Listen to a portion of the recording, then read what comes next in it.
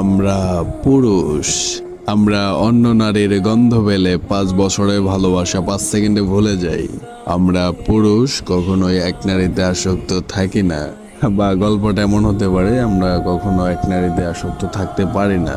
এটা আমাদের পুরুষ জাতির দোষ। আচ্ছা, তোমরা কি করো বোন?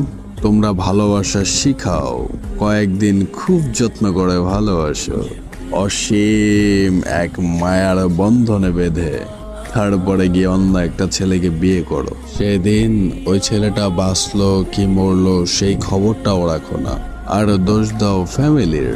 হ্যাঁ বোন, তোমরা পারো তো।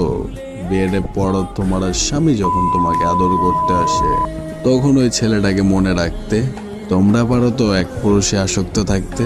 তোমরা যারা এক নারীতে আসক্ত ছেলের গল্প শুনতে চাও, তাহলে আমার আইডির প্রত্যেকটা ভিডিও তোমার জন্য।